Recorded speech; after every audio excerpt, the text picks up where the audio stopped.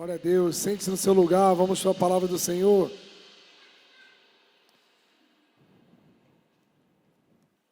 Obrigado, Alelon, pelo trabalho de vocês. Tava bom o louvor, gente? Amém? Glória a Deus. Dá para tocar até mais, né, gente? Esse mês tem feriado, dá para a gente inventar uma vigília, né? Ó o pessoal do manto aí, ó, gosta de uma vigília. Se falar vigília 2 vezes, ele sai rodando já pela igreja. Vamos ver, dá para a gente marcar uma vigília esse mês. Puxa a palavra do Senhor. Vamos abrir Gênesis 12. Do 1 ao 4.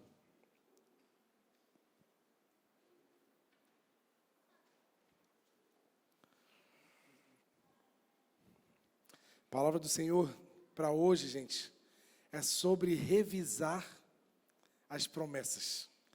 É sobre relembrar das palavras que o Senhor falou para nós. Vocês vão entender o porquê desse título, mas é muito importante sobre o que Deus quer falar com a gente nessa noite. Vamos ler.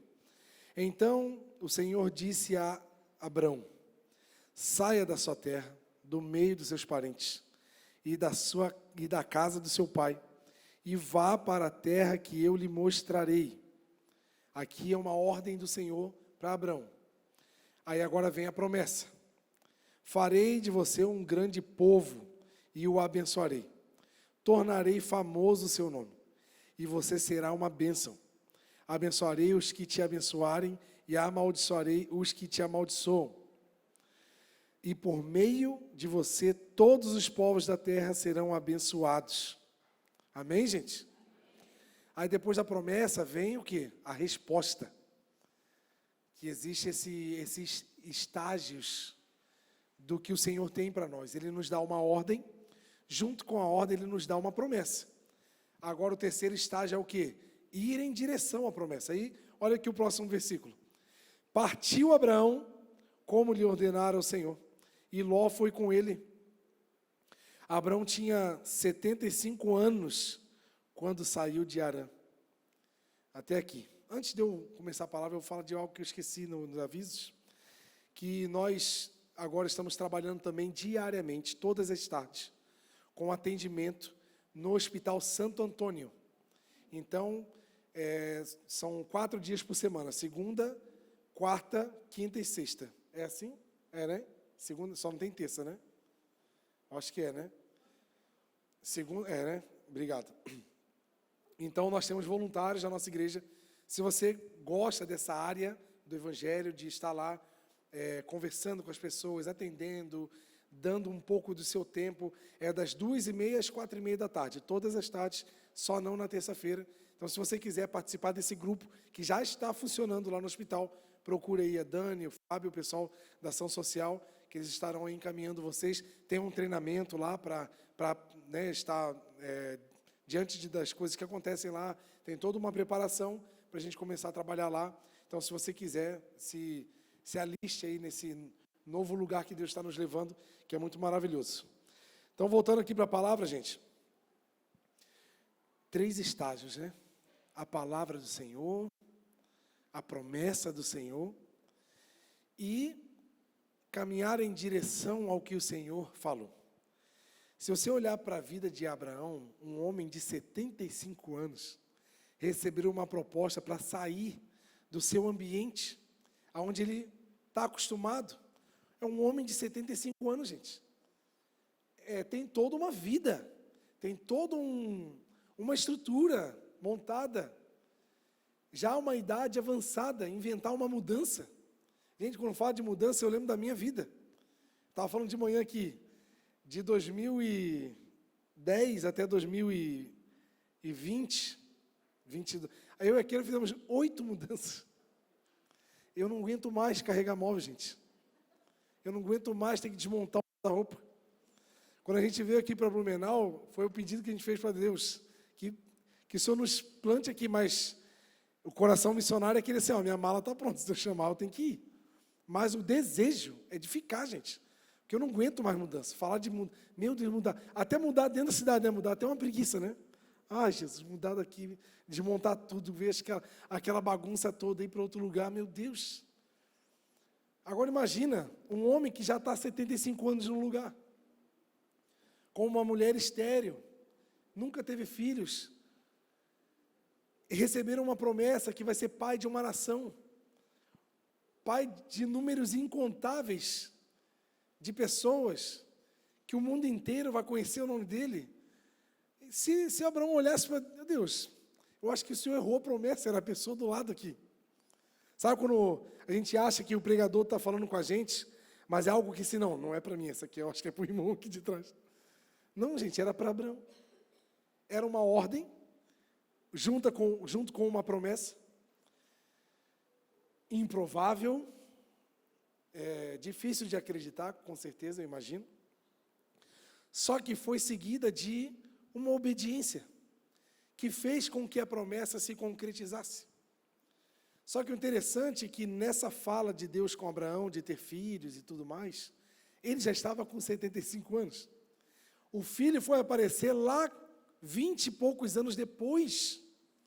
Então imagina eu e você sairmos do lugar onde Deus mandou a gente sair, obedecer, né? Deus mandou fazer isso. Só que entre eu receber a palavra, obedecer e acontecer, demora 25 anos. Cara, em 25 minutos eu já vou estar doido de ansiedade.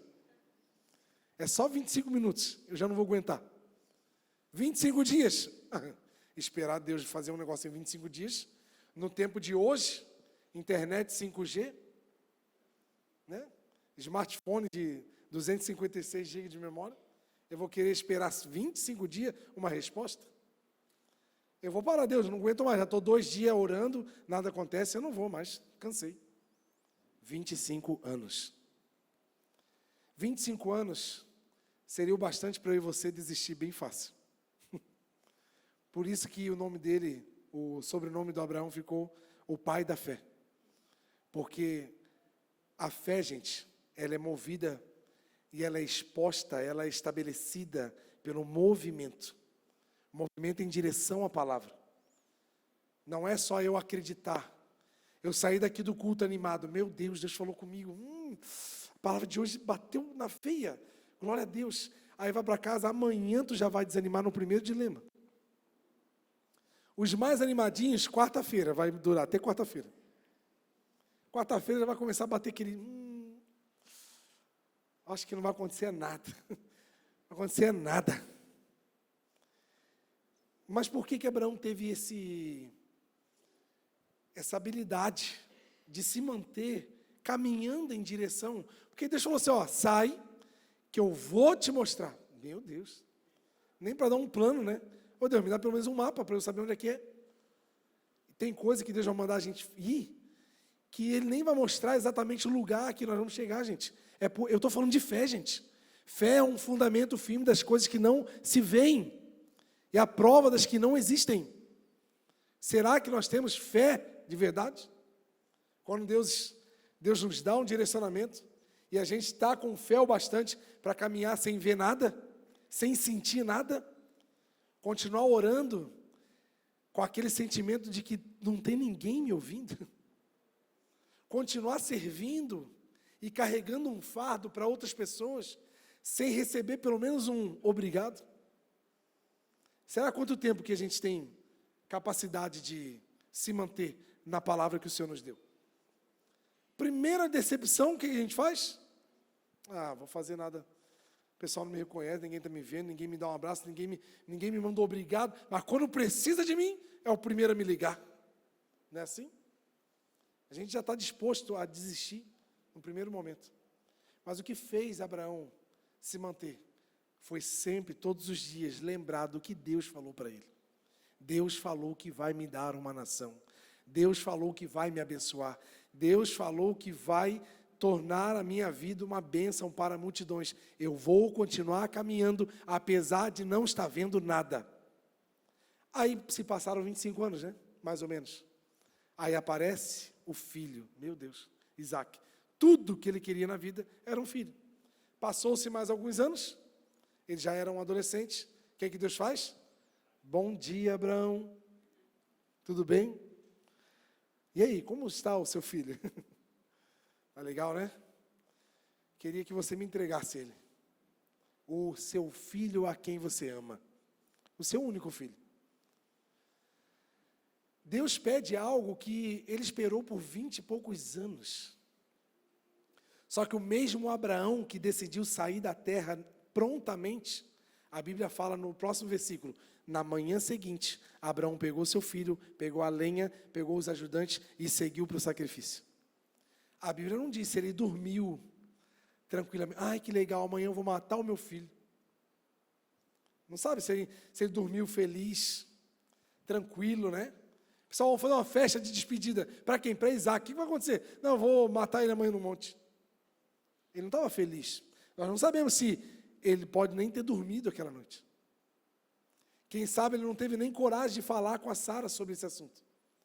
Ele estava indo para um sacrifício como, de forma rotineira, ele ia. Então, para Sara era mais um sacrifício. No caminho, o filho, pai, cadê o bicho? Calma, filho, Deus vai prover. Eu também não estou vendo. Como é que é a minha vida e a sua vida? Talvez você não está vendo a provisão, mas pode ser que você parou no meio do caminho por falta de provisão. Mas não é porque ainda não chegou a provisão que não vai chegar. A provisão para Abraão chegou no último momento. Como dizem alguns, no 45 do segundo tempo. Mas a provisão veio. E eu e você estamos dispostos a caminhar, apesar de tudo estar mostrando que está errado, quem sabe, né? Está tendo prejuízos, perdas, dilemas. Só que Deus falou, eu vou honrar essa palavra. Mesmo que eu chegue todo arrebentado, mas eu vou obedecer a palavra que Deus me deu. É isso que nós precisamos de ver, gente. E eu nessa minha conversa com o Senhor sobre a minha agonia semanal de trazer a palavra para a igreja, porque são 3 vezes por semana, e às vezes, na maioria delas, a gente não sabe o que vai dizer, e fica assim, Senhor, e aí? Na quinta-feira eu já começo a agonia para pregar domingo. Aí quando eu prego domingo, eu saio daqui, meu Deus, graças a Deus, entreguei a mensagem. Aí eu durmo tranquilo. Aí na segunda-feira eu já acordo agoniado, porque eu tenho que pregar quarta. E o que eu vou falar quarta? E eu fico naquela. Senhor, o que o Senhor quer dizer? Aonde estão os sinais? E numa dessas, Deus me fez lembrar sobre o que Ele já falou. Por quê? Eu e você temos uma grande dificuldade de se manter na palavra que recebemos. Eu trouxe coisas aqui de 6 meses atrás, que Deus falou com a gente aqui. A não ser que você não acredite que no culto que nós estamos, não seja Deus falando contigo. Aí fica a seu critério. Mas se você acredita que Deus está falando com você, fazem 6 meses que Deus está falando algumas coisas que talvez eu e você ainda não nos posicionamos. E pode ser que as promessas ainda não se cumpriram, porque não chegou o tempo, ou porque eu e você nem estamos caminhando em direção a elas. A gente pode estar correndo um risco grave, gente. Estão entendendo, gente? Sim, amém? E hoje é a lembrança, para relembrar as promessas. Eu trouxe aqui, vou vir numa escala aqui, de outubro para trás. Em outubro, a palavra que Deus nos deu faz muito sentido sobre Abraão. Olha o título da mensagem, que foi pregado aqui. Confie até chegar. Pode falar para alguém essa frase? Confie até chegar.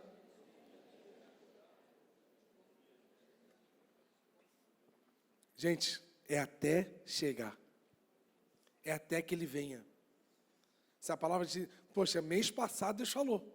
Fazem aí, vamos dizer que foi 30 dias, não sei quando foi exatamente a data. Mas quem sabe alguns de nós já desistimos no meio desse caminho. Deus falou, e olha o que Ele falou. Abre lá, Isaías 26, 3. Olha lá. Tu guardarás em perfeita paz aquele cujo propósito está firme, porque ele confia em ti. O que Isaías está falando aqui? Aqueles que confiam no Senhor, fé, e se mantêm firmes no propósito, o que ele está falando? Continua caminhando em direção ao que o Senhor falou. Não é para se apagar no meio do caminho, não é para desistir, não é para espernear, não é para ameaçar Deus. Ó, Deus, se o Senhor não fizer hoje, eu abandono tudo. Ah, meu Deus está olhando assim. Última bolacha do pacote. Como se nós realmente fôssemos tão importantes assim para a vida da humanidade. Ficar ameaçando Deus. Aquele que se mantém firme no propósito e confia no Senhor, Deus nos guardará em paz. Se ele está falando de paz, é porque deve ter guerra, né? O que ele está avisando aqui? Deus te deu um propósito. É para você e eu confiarmos e nos mantermos no propósito. Porque no meio desse caminho vai ter guerra. Vão ter lutas, dilemas. Vão ter ataques contra nós. Ataques externos, ataques internos. Na minha mente, no meu coração. Só que se eu me manter firme, gente, fé fala de se agarrar. No hebraico, fé é emuná é se agarrar. Deus está falando assim, ei, se agarra no que eu te dei. Porque se você se manter firme e confiar em mim, apesar de toda a guerra que você vai estar vivendo, o teu coração estará em paz. Apesar de não ter provisão, o seu coração estará em paz. Sabe por que você confia nele? Então, quem sabe o seu coração não tem vivido tanta paz, o teu casamento não tem vivido tanta paz, a tua profissão, as tuas finanças, porque eu e você estamos com dificuldade de nos mantermos firmes no propósito. Até quando? Até que Deus dê outra ordem, até que Deus mude o plano, até que Deus venha e me mude de lugar. Enquanto não acontecer nada, o propósito é esse, então vamos nos manter no mesmo lugar. Essa é a nossa dificuldade. Essa é a nossa oscilação. Não, a gente sai daqui animadão, né? Meu Deus, Deus falou comigo. Deus, eu quero me entregar. Usa-me, transforma. Quero ser usado da maneira que te agrada. Até quarta-feira. Chega quarta-feira. Já não quer mais? Aí tu canta assim, né? Abro mão dos meus sonhos. Abro mão da minha vida por ti. Aí 1 minuto passa você. Restitui, eu quero de volta o que é meu. É assim que a gente é. A gente entrega tudo, mas não, estou precisando. A gente tem essa dificuldade, gente. Deus não quer que eu e você sejamos oscilantes. Deus quer que a gente seja na nossa medida. Por que a Bíblia fala assim, ó, faça conforme as suas forças? Porque a gente tem que ser linear, gente. Constante. A gente não pode ser assim, uma semana eu estou bombando, fazendo tudo, de repente também estou zerado. Não, gente, não dá. Não dá. É questão de vida ou morte da humanidade. Eu e você estamos inseridos nesse plano. E nós precisamos ser constantes. Estão entendendo, gente? Amém? Então, seja firme até chegar. Confie. Porque tem algumas promessas que o Senhor nos deu que vai demorar anos para serem concretizadas. Até porque a promessa e a bênção já está pronta. Quem não está pronto é eu e você.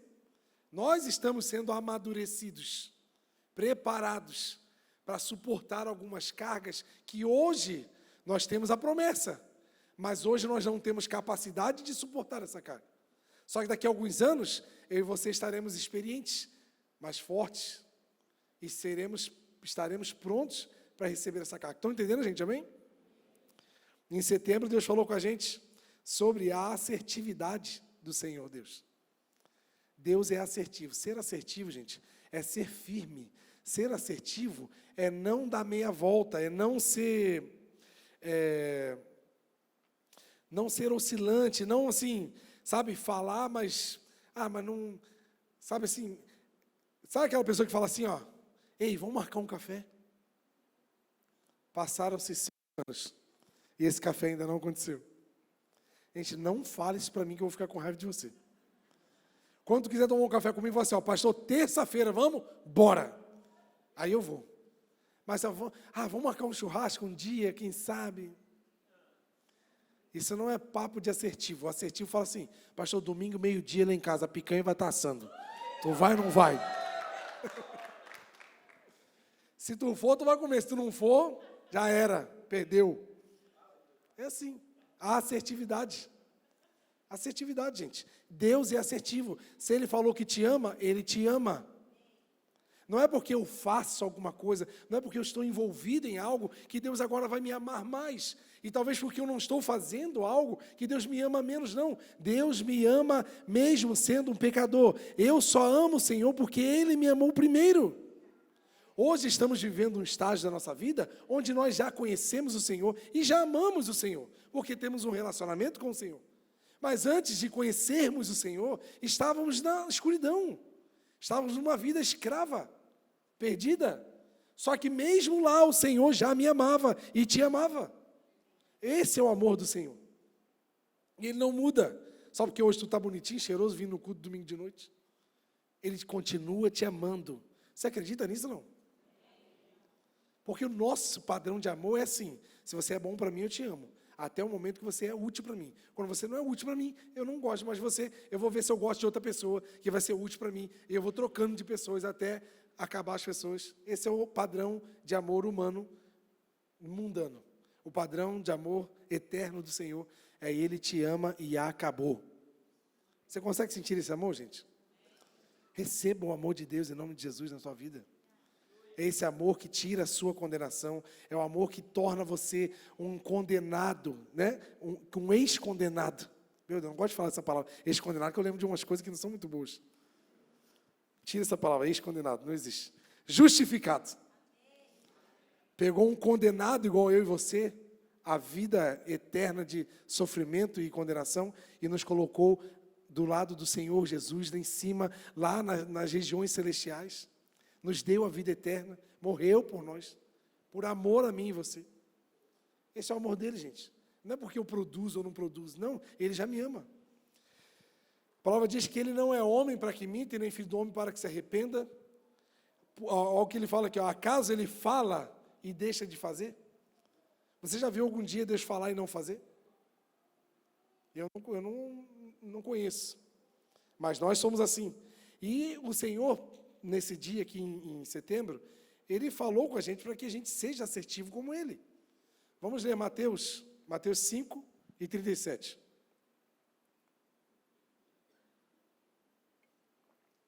Olha aqui, ó. Quando vocês disserem sim, que seja realmente sim. Quando vocês disserem não, que seja não.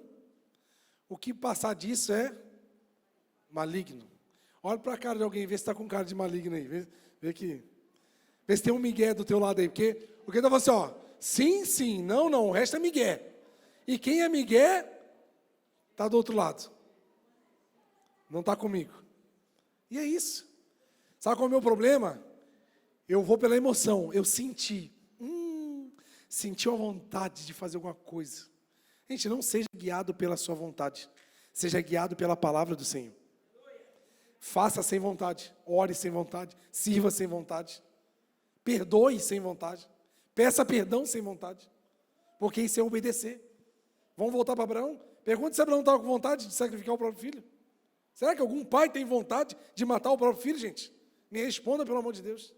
Não existe. É loucura. Não é fé, obediência, viver as promessas do Senhor, não está atrelado à minha vontade e aos meus desejos. Não existe isso. Alguém mentiu para você. Fé, obediência ao Senhor, é andar em direção a algum lugar que eu não sei onde vai chegar. Eu não estou entendendo nada que está acontecendo, mas eu ouço uma voz, a voz do meu pastor, e é nessa direção que eu vou seguir, até que ele venha, até que ele mude. E isso é assertividade. Se o Senhor falou com você, vai até o fim, por favor. Se você decidiu casar, seja assertivo. Tem gente que casa 2 dias e já está arrependido. Arrumou um problema já. Aquele ficou 25 dias fora, no Panamá. 3 dias foi de paz em casa. O resto do dia foi de solidão e angústia. Aí bateu aquela saudade. Meu Deus, minha morena. Minha linda. Não vou chamar os outros nomes que eu chamo, senão vão se escandalizar. Aí ela chegou, não deu 2 dias, começamos a brigar de novo, gente. Ai, que raiva. Mas não é porque a gente está brigando que eu vou desistir dela. Ela vai ter que me aguentar até enquanto eu viver. Porque eu decidi ficar com ela até a morte e me separar. Isso é assertividade. Glória a Deus por isso. A assertividade não oscila. A assertividade não vai oscilar. Você quer ser assertivo? Pare de ser oscilante. Hoje quer, amanhã não quer. Hoje está afim, amanhã não está afim. Não existe. Assertivo é a pessoa reta, ela vai até o final. Estão entendendo, gente? Amém? Então, seja o seu sim, o sim. Em nome de Jesus. O não também é bom, gente. A gente tem que aprender a dizer não. Ser não é falar o não é ser sincero. Porque o não também é bom. Pode fazer isso para mim? Não, não dá. Fechou. Porque o problema a gente às vezes quer falar para agradar, e dentro de nós a gente não queria fazer, aí a gente faz de meia boca, faz de migué, não consegue fazer até o final, aí fica aquele negócio mal feito, e Deus não gosta de nada feito relaxadamente. Eu não estou falando só na igreja não, gente, estou falando em casa, com a tua esposa, com o teu esposo, com os teus filhos, no seu trabalho. Seja uma pessoa que saiba dizer sim, e vá no sim até o final, mas quando for não, não tenha medo de dizer não. Peça ao Senhor sabedoria para dizer não nas horas certas, que você vai ver como você vai ser livre de algumas correntes, porque a pessoa que não sabe dizer não, ela se acorrenta, e um monte de fardo que não era para ser dela, e ela vai dizendo sim para tudo, sim para tudo. Já viu o filme Sim, Senhor? Já viu, não? Jim Carrey, ele se arrebenta todo, só porque diz sim para tudo, não dá conta, gente, tem que saber dizer não. Amém, gente? Em agosto, Deus falou com a gente aqui na igreja sobre o lugar que Ele quer habitar. Nós falamos sobre a igreja do Senhor na terra. A igreja do Senhor na terra não é uma instituição eclesiástica. Tem dois tipos de igreja que a gente pode denominar: a igreja instituição e a igreja eu e você. A igreja instituição, ela é boa, ela é necessária, porque ela organiza as pequenas igrejas. Ela potencializa o efeito na sociedade, porque nós unidos conseguimos ter muito mais força, mais amplitude para acessar e atuar na sociedade com muito mais força. Se não fosse a força dessa igreja, nós não estaríamos fazendo uma escolinha de futebol num bairro carente, porque a união de pessoas faz com que haja força o bastante para que isso aconteça. Agora, não é a presença do Senhor, a habitação do Senhor não está na instituição. A habitação do Senhor está em mim e você. E por que Deus falou nisso em agosto? Porque a preocupação do Senhor é que essa igreja, você e eu, não seja ativada só nas horas de culto. Porque muitos de nós somos igreja só domingo, a partir das 5:30 da tarde, depois do café, vou tomar o meu banho, botar minha roupa de igreja e vou para a igreja, vou ser igreja agora. Vou lá, faço tudo que tenho que fazer. Acabou o culto, vou embora. Segunda-feira eu começo minha vida normal e acabou, desligou o botão da igreja. Não, gente, nós precisamos andar pelas ruas, como se fosse a Bíblia aberta andando nas ruas. Eu e você somos parte do plano de salvação do Senhor Jesus. Sabe o que os jovens da nossa igreja fizeram hoje?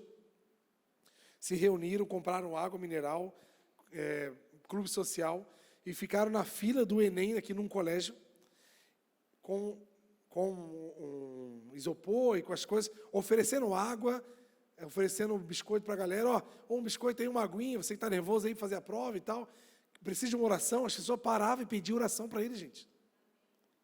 Olha só, isso é ser luz.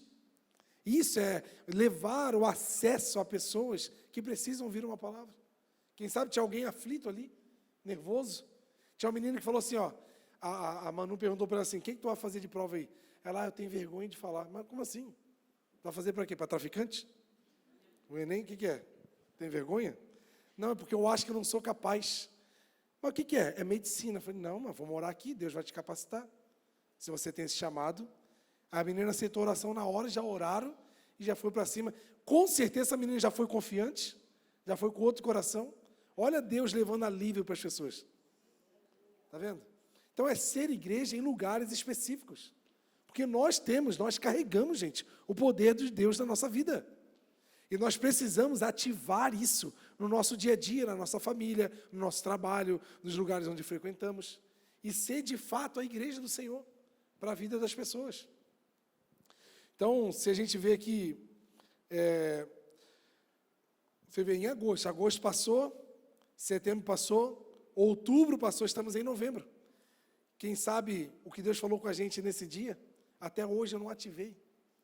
Mas hoje é dia de ativar isso aí, em nome de Jesus, amém? Deus está nos lembrando, revisando as promessas que Ele nos deu, porque se eu e você nos posicionarmos como igreja do Senhor nessa cidade, nós viveremos o que a palavra diz. Vocês vão ser picados por serpentes e não vai acontecer nada, vão beber veneno, vão expulsar demônio, vão curar enfermos, vão libertar cativos, e no nome do Senhor as coisas vão acontecer, porque as igrejas estão andando por essa cidade. Estão entendendo, gente? Júlio, houve uma pergunta para mim e para você. Em que estamos depositando a nossa esperança? O nome da palavra é esperança em quê? Vamos ler Romanos 15 e 13.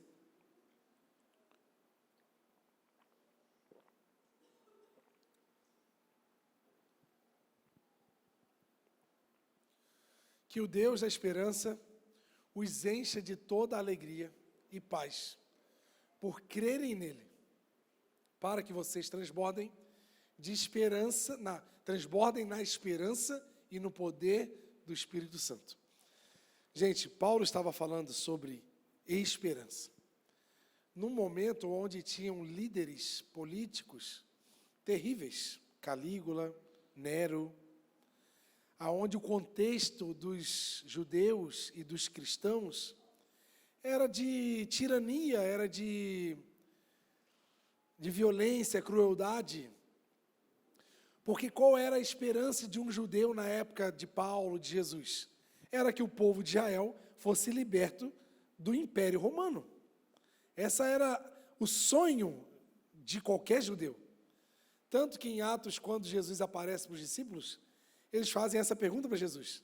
E aí, Jesus, é agora que a gente vai ser liberto desse bando de romanos aí, nós vamos ter o nosso Estado de Israel livre.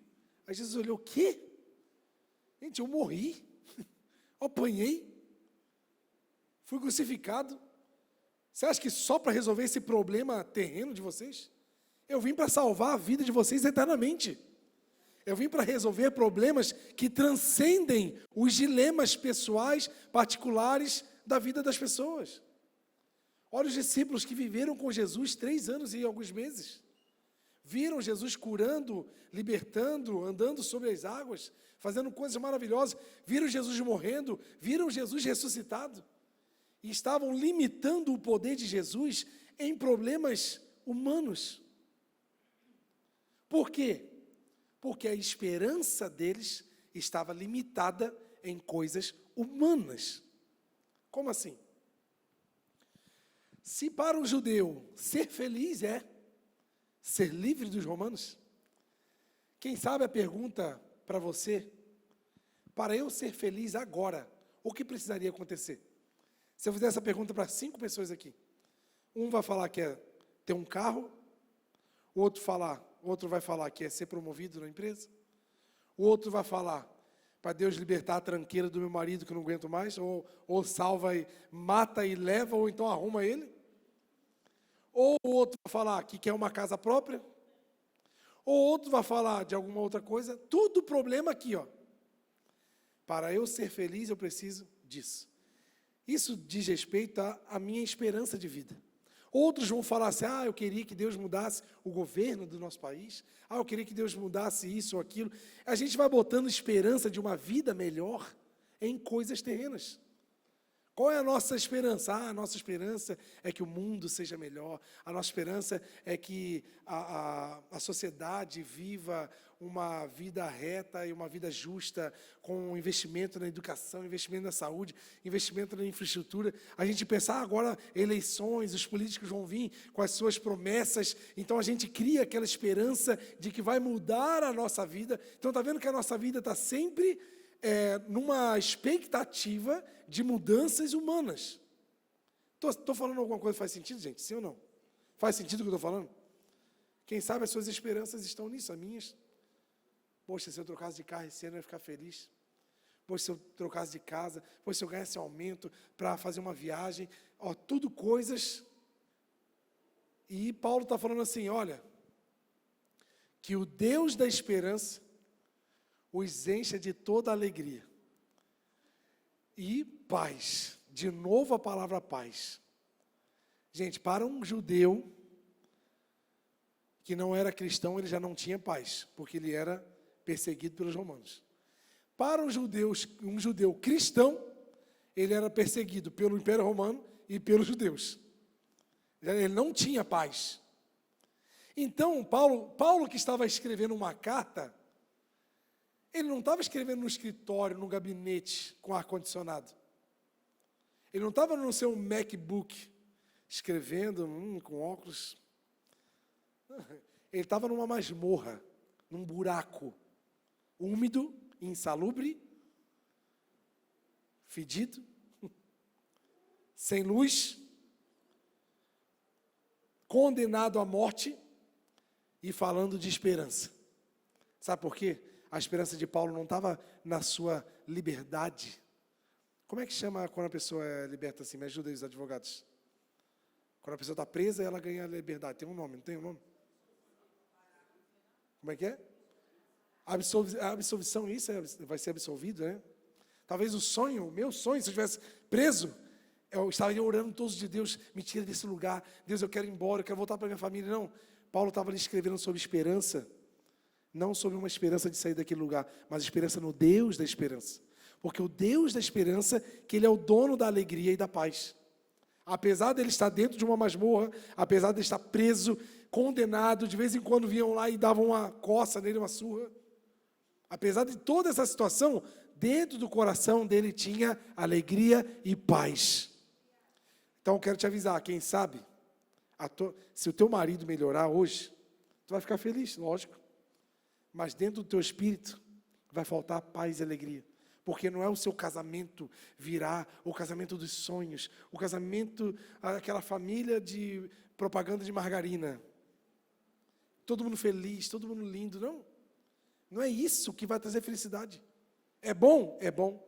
Não é um bem, não é um veículo, não é uma viagem, não é um banho de loja de roupas novas que vai fazer você ficar feliz. Sabe o que vai fazer você ficar feliz? A presença de Jesus na tua vida. Então eu e você precisamos depositar a nossa esperança no Senhor. Porque o mundo não tem nada para nos dar esperança. Estão entendendo, gente? E para a gente pensar isso, a gente tem que ser maduro. Tem que sair dessa cabeça infantil, de uma espiritualidade infantil que nós temos. Abra lá, Efésios 4,14. Olha ali. O propósito é que deixemos de ser como crianças, levados de um lado para o outro pelas ondas, ou jogados para lá e para cá, por todo o vento de doutrina, pela astúcia e pela esperteza de homens que induzem ao erro. Sabe o que eu vejo hoje, gente? Tem muito homem astucioso, esperto, inteligente, que está enganando um bando de gente, que achou a carência das pessoas, e está trazendo narrativas, palestras, eventos, prometendo todas as soluções dos nossos problemas financeiros e sentimentais, a preço de uma palestra muito cara. E muita gente está pagando muito por isso. Vai lá achando, colocando a esperança numa vida melhor a partir daquele momento onde eu estou pagando, eu sou obrigado a viver uma vida melhor, porque eu estou pagando, né? Então a pessoa vai com a esperança total naquilo. E às vezes a pessoa entra num lugar como esse, de graça, ninguém te cobrou um centavo. E o próprio Deus está falando com a gente. E a gente tem a ousadia de não acreditar que é Deus falando. Mas a gente, claro, eu paguei, né? Eu sou obrigado, minha vida vai mudar, porque eu 3 mil numa palestra, sou obrigado a sair de lá voando. Sou obrigado a sair de lá, em um mês eu vou fazer 1 milhão. Não. Esses homens espertos, astuciosos, estão nos induzindo a amar coisas dessa terra.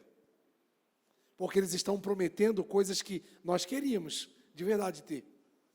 Mas se a gente parar de depositar esperança nessas coisas e colocar em Deus, nós vamos desfrutar de tudo que Deus tem para a nossa vida. Busque em primeiro lugar o reino de Deus e a sua justiça, para você ver se as coisas não vão ser acrescentadas na sua vida. Quer ver uma chave? Ó, vou falar de chave aqui. Ó o coach aparecendo dentro de mim. A chave da prosperidade para a sua vida. Provérbios. O que Provérbios fala? Consagre ao Senhor tudo que você tem. E você será bem sucedido em tudo que fizer. Olha aí. Olha que chave maravilhosa.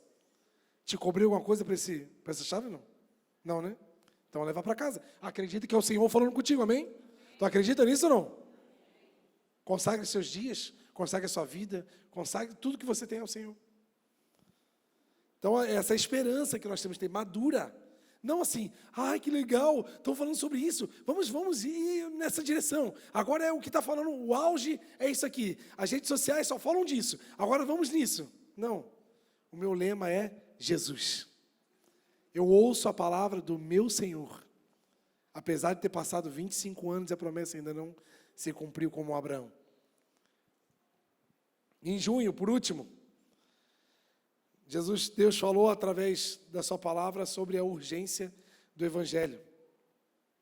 E falou sobre 2 servos. E tem uma fala de Jesus muito poderosa que ele falou assim, ó, ele falou assim, que um senhor deixou, vamos ler, Mateus 24, 45. Quem é, pois, o servo fiel e sensato a quem o Senhor encarrega dos seus servos da sua casa para lhe dar alimento no tempo devido? Para eu te explicar o que ele está falando aqui. O que é o nosso alimento, gente? O que é o nosso alimento? Palavra. Deus nos deu o encargo de alimentar, ó, aqui está falando assim, ó. Quem é o servo fiel e sensato a quem o Senhor encarregou de dar o alimento no tempo devido? Quem é? Nós. Vamos lá. 46. Bem-aventurado o servo cujo Senhor, quando voltar, o encontrar fazendo isso. Jesus, quando voltar, Deus, quando voltar, feliz é aquele que vai estar ocupado fazendo aquilo que recebeu do Senhor para fazer. Até quando? Até que Ele venha. Até que a história acabe. Não é até eu estar afim, ou até eu ganhar o que eu quero e depois eu vazo. Não. Feliz é aquele que quando o Senhor voltar, o Senhor o encontrar fazendo isso. Por quê? Olha lá, olha a promessa que Deus nos deu. Em verdade lhes digo que Ele o encarregará de todos os seus bens. O que ele está falando assim, ó? Aquele servo que é fiel, que se mantém no propósito, confia nele, vai ser guardado em paz, e Ele dará todos os bens do Senhor para esse servo. Eu e você somos herdeiros do Senhor, gente. Fomos transformados condenados em herdeiros. Os bens do Senhor foram prometidos para mim e para você. Tu acredita nisso ou não? Não, tu não acredita, porque se eu falasse assim, ó, fiz uma pesquisa no seu DNA e descobri que você é filho do Silvio Santos. Ah, você já ia atrás de um advogado, na hora. Eu quero minha herança, quero meus bens. Aqui, ó, sou filho do homem. Agora estou aqui falando, ó como é que eu estou suando. Estou com a garganta aqui doendo. Estão falando que você é herdeiro do universo. E você dá um amém assim, amém. Está vendo como é que a nossa fé é pequena? Eu não acredito que eu daria um amém tão desanimado quando alguém fala para mim assim, você é herdeiro do universo. Você é herdeiro das coisas celestiais. Você é filho de Deus, herdeiro juntamente com Jesus. Então se mantenha fiel ao que Deus te deu. Se mantenha dando alimento aos filhos do Senhor que estão aqui na terra.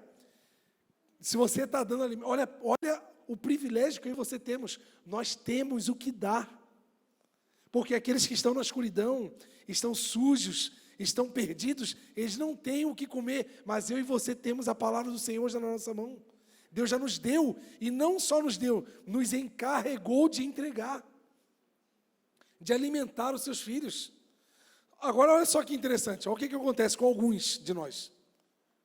Entretanto, se o servo mau disser no seu coração, Deus vai demorar, ó a falta de fé. Isso aí, Olha só, continua. E começaram a bater nos seus conservos, comer e a beber com os beberrões. O senhor daquele servo virá num dia em que ele não espera e numa hora que ele não sabe. E ele o punirá severamente e lhe dará um lugar com os hipócritas, aonde haverá choro e ranger de dentes.